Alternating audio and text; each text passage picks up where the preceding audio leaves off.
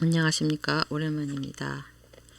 오늘도 아침에 책 읽기 명상 붓다와 39인의 제자 네 번째 이야기 카리스마 넘치는 행동형 수행승 모칼라나 이야기입니다. 목련 존자라고 하지요. 부처님의 제자 가운데 가장 위대한 자는 사리푸타와 모칼라나이다. 지혜제일 사리푸타와 더불어 부처님의 2대 제자로 꼽히는 모칼라나는 라자가하의 북쪽에 위치한 콜리타 마을에서 태어났다. 어릴 적 이름은 콜리타. 인근 마을에 사는 사리푸타와는 어릴 적부터 함께 뛰놀며 자란 중마고우였다. 부유한 바라문 가문에서 태어난 모칼라나는 유복한 청년기를 보내며 멋진 청년으로 성장해 가고 있었다. 그러던 16세의 어느 날 그는 사리푸타와 함께 산정제를 구경하고 있었다.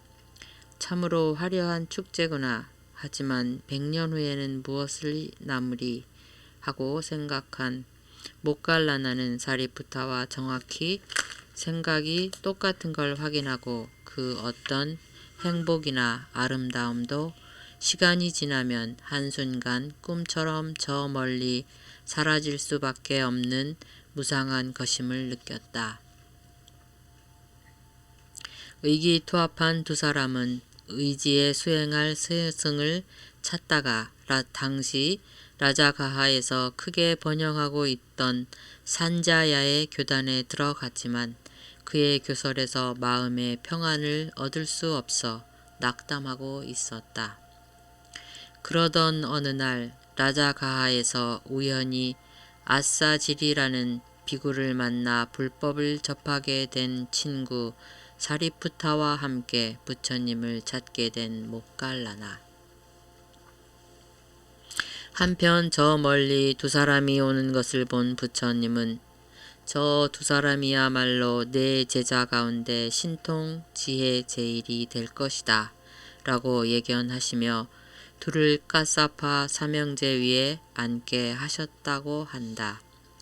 이를 보고 까사파 사명제의 제자들 가운데 불만을 떠뜨리는 자도 있었으나 부처님은 사리푸타와 모칼라나는 특별하다고 하시며 단호한 모습을 보이셨다. 이후 두 사람은 항상 부처님의 좌우를 장식했다. 오른쪽에는 지혜 제일의 사리푸타가, 왼쪽에는 신통 제일의 모칼라나가 앉았다. 이 둘은 서로 최고의 자리에 있으면서도 결코 상대방을 견제하거나 비방하는 일 없이 서로가 서로를 칭찬하며 수행에 힘쓰는 그야말로 최고의 도반이었다. 온화하고도 순수한 성품을 지닌 지혜로운 수행승 사리푸타와는 달리 모칼라나는 행동형의 전통적인 수행승이었다. 아마도 서로 다른 성격이기에 두 사람은 더욱더 서로에게 끌렸는지도 모른다. 한때 부처님께서 아마라키 원에 계실 때였다. 안거를 끝낸 모칼라나와 사리푸타는 각자 500명의 비구를 데리고 부처님이 계신 곳을 찾았다. 안거 기간 동안 잘 지내셨는지 안부도 묻고 그동안 못 들었던 가르침도 듣기 위해서였다. 그런데 먼저 와 있던 비구들과 나중에 도착한 비구들 사이에 그만 싸움이 일어나고 말았다. 부처님은 각 무리를 이끄는 지도자였던 모칼라나와 사리푸타의 부덕을 꾸짖으신 후 그곳에서 떠나도록 하셨다. 그리고 시간이 흐른 훗날 부처님은 두 사람에게 그때 무슨 생각을 했냐고 물으셨다. 그러자 사리푸타는 이렇게 말했다. 저는 500명의 비구를 버리고 홀로 조용한 곳에 가서 살고 싶어졌습니다.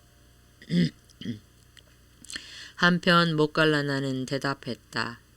저는 어떻게 하면 비구들의 분열을 막을 수 있을까 궁리했습니다. 그러자 부처님은 모갈라나를 칭찬하시며 사리푸타에게 그렇게 생각해서는 안 된다. 그들은 너를 의지하고 있지 않느냐 라고 하셨다고 한다.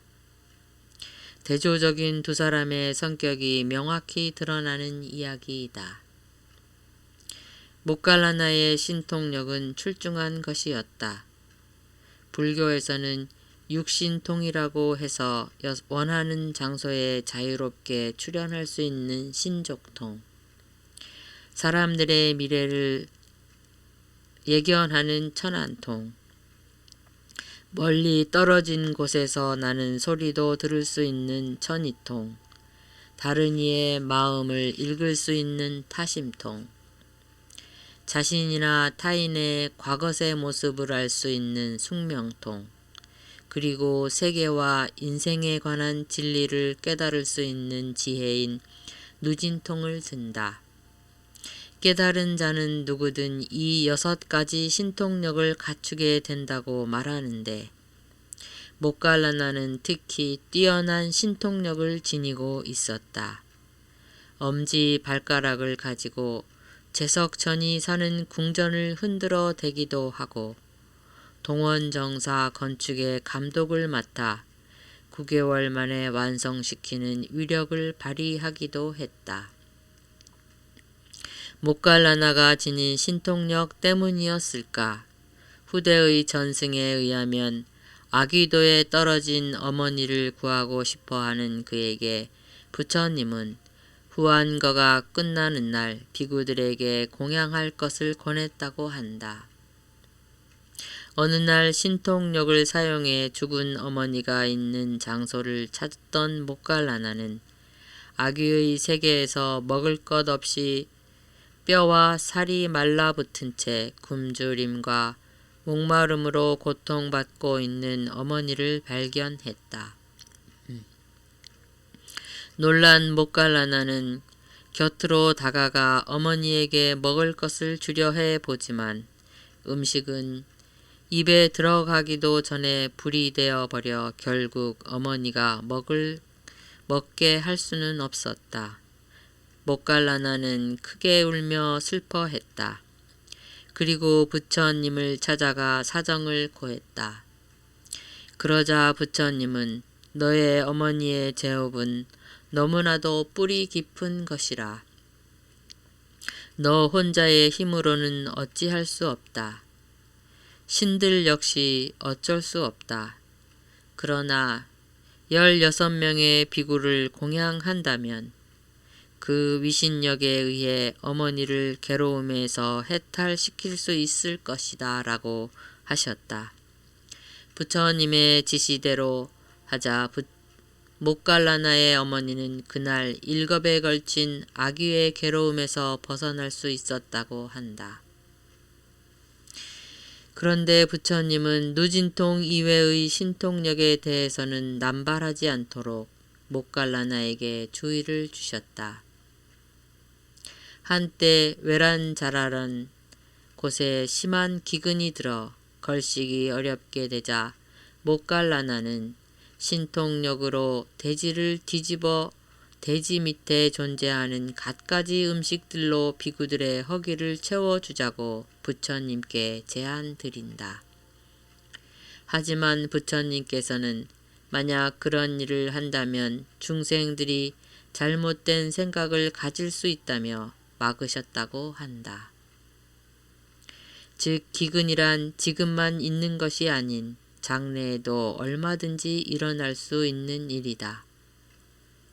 하지만 그때 모갈라나처럼 범행을 갖춘 신통자가 없다면 결국 비구들은 걸식을 해야 할 것이고 사람들은 이를 보며 부처님이 계실 때는 비구들이 훌륭해서 기근일 때 땅을 뒤집어 땅에서 나오는 맛난 음식들을 먹었다. 그런데 지금은 그런 신통력을 발휘할 훌륭한 비구가 없는 것이다.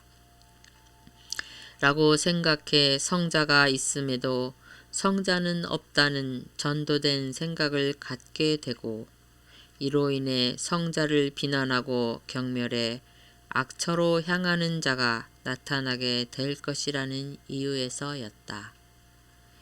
또한 부처님의 만년 석가족의 멸망을 목전에 두었을 때 모갈라나는 신통력으로 이를 막자고 제안했다.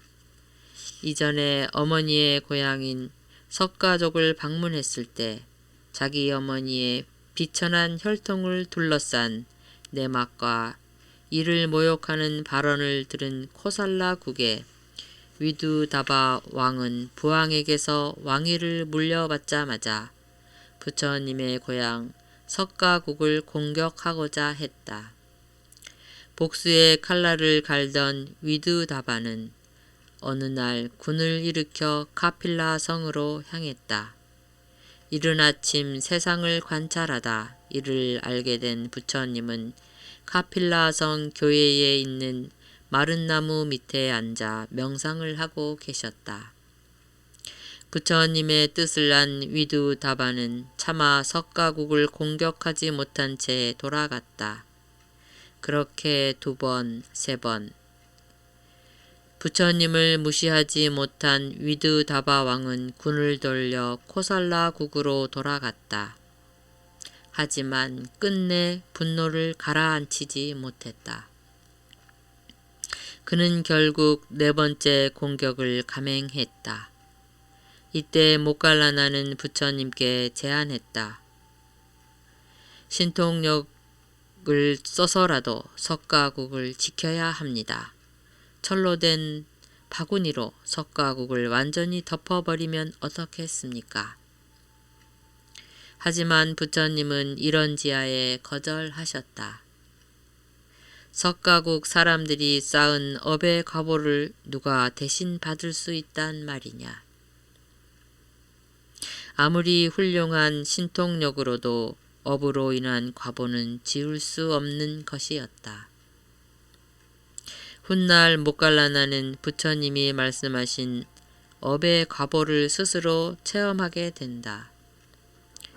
과거세에 지은 업의 과보로 인해 이교도에게 폭행을 당해 생을 마감하게 된 것이다. 모갈라나는 사리푸타와 더불어 초기 불교 교단의 안정과 발전에 지대한 영향을 미친 인물이다. 부처님은 당신이 설법하기 어려운 상황이 오면 이 2 제자를 통해 사람들에게 가르침이 전해지도록 하셨고, 교단 안에 문제가 생겼을 때에도 이들을 통해 문제를 수습하도록 하셨다. 그 유명한 대와다타의 파승 사건이 발생했을 때도 이들이 비구들을 설득해 사태를 수습했다.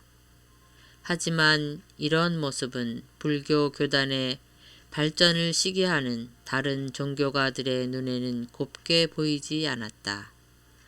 특히 갖가지 신통력으로 사람들을 압도하는 카리스마 넘치는 모갈라나의 존재는 매우 불안하고 달갑지 않은 것이었다. 그러던 어느 날 결국 모갈라나는 니간타파 사람들의 계략에 의해 살해당하고 만다. 모갈라나는 신통력으로 여러 세계를 방문한 뒤 돌아와 부처님의 가르침을 따른 사람들은 좋은 세상에 가서 행복하게 살고 있었지만 이교도의 가르침을 따른 사람들은 악처에 태어나 비참한 생활을 하고 있었다고 전했다. 이를 듣고 이교도들의 신도수는 현저하게 감소했고, 격분한 이교도들은 악한을 보내 모갈라나를 죽이고자 했다. 몇 번은 신통력을 써서 사태를 피할 수 있었지만 결국에 모갈라나는 이들에게 붙잡혀 뼈가 부러지고 살이 너덜너덜해질 정도로 폭력을 당하게 된다. 거의 죽도록 맞아서 누워있는 모갈라나에게 달려간 사리푸타는 말했다. 벗이여, 그대는 신통제일이라 불릴 정도로 훌륭한 법력을 가지고 있지 않나. 그 자리를 피하고자 했으면 충분히 피할 수 있었을 텐데 어찌해서 막고 있었단 말인가. 그러자 모갈라나는 대답했다. 나는 전생에 부모를 괴롭힌 적이 있다네. 이제 그 과보를 받은 것일 뿐이니 너무 슬퍼하지 말게나. 모갈라나는 전생에 자신의 처의 말에 넘어가 눈먼 양친을 숲으로 데리고 가서 죽이는 씻을 수 없는 엄청난 죄를 저질렀다. 이 악업으로 인해 그는 헤아릴 수 없이 긴 세월 동안 지옥에서 고통을 당하고 이제 마지막 생을 맞이하며 폭력으로 목숨을 잃게 된 것이었다. 어찌할 수 없는 업의 과보라는 것을 알지만 피투성이가 되어 눈앞에 누워있는 친구의 모습에 사리푸타는 괴로웠다. 우리는 함께 진정한 깨달음을 얻고자 출가해서 부처님의 제자가 되었고 이제 깨달음도 얻었네. 이제 함께 인멸해도 좋지 않겠는가. 부처님을 찾아간 사리푸타는 그 뜻을 고하며 허락을 구했다. 이미 모든 것을 알고 계신 부처님은 허락할 수밖에 없었다. 부처님께 작별 인사를 고한 사리푸타는 고향인 나라다 마을로 가서 친척들에게 마지막 가르침을 전하고 조용히 인멸했다고 한다. 그리고 그가 떠난 2주 후 모갈라나 역시 그 뒤를 따라 인멸했다. 위대한 두 거목을 잃은 부처님 역시 그들의 인멸 후 얼마 지나지 않아 열반에 드셨다고 한다. 네, 업의 과보에 대해서 생각하게 하는 내용입니다.